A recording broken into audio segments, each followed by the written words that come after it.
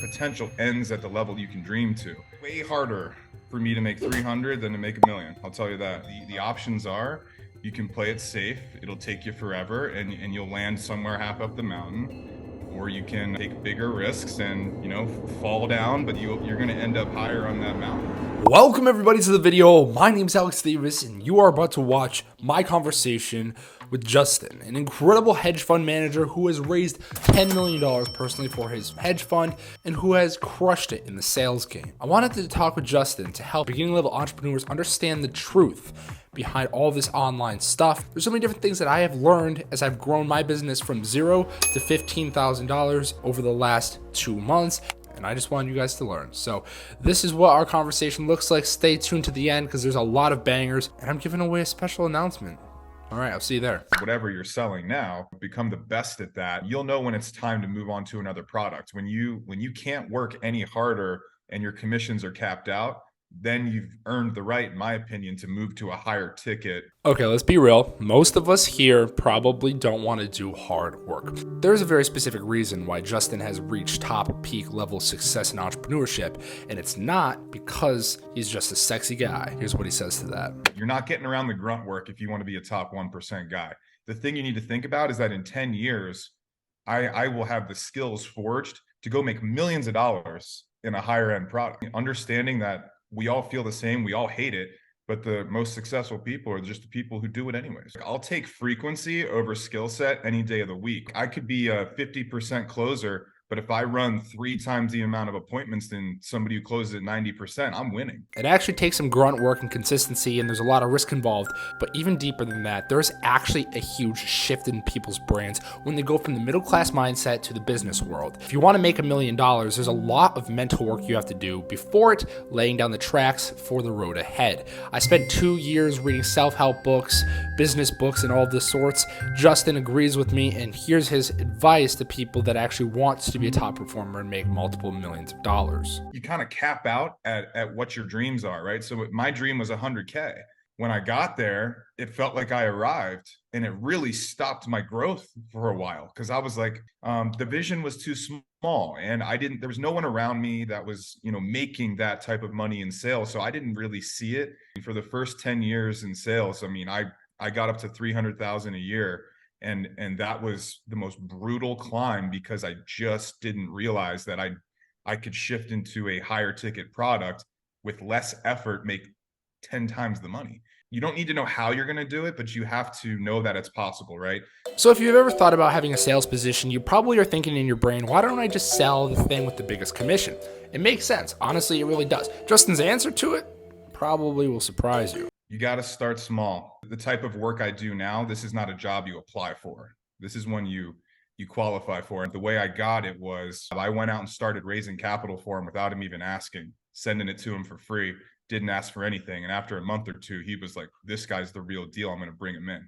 So if you can play that type of game, if you can have the confidence to go work for someone for free, don't go ask for a job. If you drive revenue, that company needs you more than you need them. So at this point in the video, you're probably like, what industry do I start with? Because I could sell Cutco, kitchen knives, or I could sell roofing. What is the best product to sell? I think solar is where I would go. I mean, anybody who DMs me and asks me, hey, I want to get started in sales, I'm like, find a solar company. I think it's a fairly easy sale. I mean, in solar, you're basically pitching a free product to them. I fully agree with Justin. I started in solar sales. I was door knocking, and you learn a lot of things about getting rejected and actually how to perfect a pitch because the product really does make sense. It is super simple because switching out panels from your actual electricity provider, it's kind of like a free sale. Yeah, there's a loan involved depending on what company, but I'd seriously consider getting into it. The next thing I wanted to ask Justin is kind of what you can do with your money. Once you actually have maybe $10,000, $15,000 in a bank account, like me, you could probably try to decide where to move that money. If you've got, let's say less than 50,000 liquid, all of your money should be reinvested into yourself. But what people tend to do when they get their first 5, 10, 15 grand, they want to invest it in like stocks, crypto. Even if you hit a triple, your 10 grand goes to 30, doesn't change your life. Oh, you can get to 15 grand, blow it, on trying to get better in your business, do it 10 more times. You just need it to work once. So don't be afraid to lose the pennies so that you can make a fortune. And you're going to lose money. You're going to get hurt, right? Like, it's just part of the game. I mean, like, I've seen this so many times. Like, people, like, they take their first shot at something, it doesn't work, and then they're crippled. I got to go get a W-2. My life's over. You know, I put 35,000 into investment, never made $1.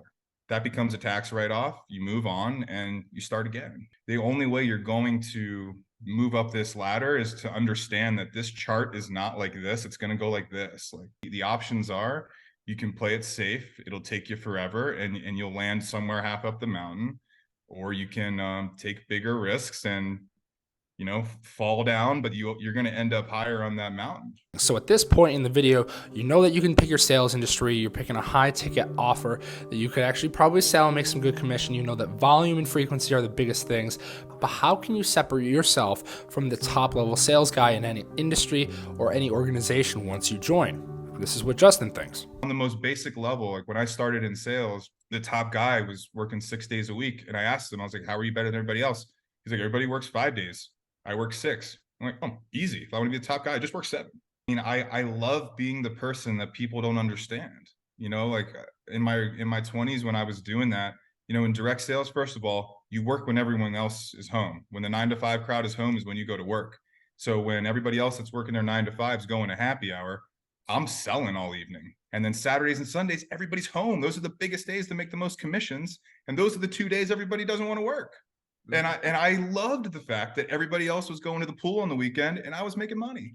And I'm driving around in that car by myself, door to door, listening to all these books, all these podcasts, just knowing eventually everyone's going to want to be me. The last thing is, once you actually stash some cash, once you actually get your investments aligned, once you actually invest in yourself and your business, what are you going to be doing? What assets can you buy? Justin actually talks about real estate here, and I think that his strategy is actually kind of brilliant. I also had Josh Janus on the podcast recently. He and I actually made a whole entire video about real estate investing for beginners. So that video is going to be up here in the cards, and you can just click that video or just watch it when you're done. I have a secret for you guys once this video ends, so stay tuned. Basic model that I would say is the best for everybody. Like, if you just want to be a sales guy, make money, have passive income, and grow a nest egg, I would not do a 401k. I would not invest in the S&P 500, anything like that.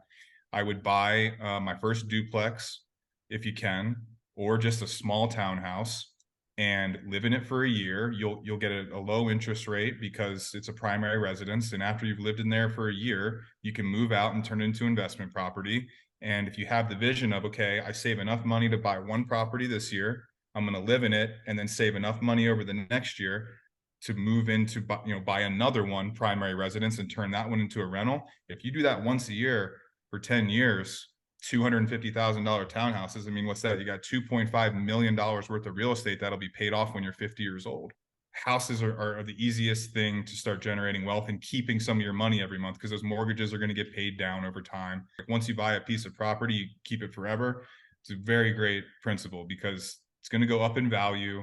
And at some point, rates are going to come back down. You can do a cash out refinance, right? Debt's never taxed. So if my property goes up $100,000 in value, I go back to the bank and do a refinance. I can take out that $100,000 with no taxes, go buy another one, or go buy 5 more. After Justin told me that, I was like, dude, I'm going to buy a house this weekend. There's no chance. So I've been looking on the market, trying to find my personal residence that I could buy probably for $300,000. Really, start my actual investing journey. There's a rule that Warren Buffett says, it's the 8th wonder of the world, saying that compound interest is the best vehicle that can either help you or kill you. I hope you guys enjoyed this one. My little secret that I was going to tell you guys at the beginning of the video is I have an SMMA Secrets book, right? If you guys want to start an online agency, it's on Amazon. It's $15, but I'm giving it to you guys for free.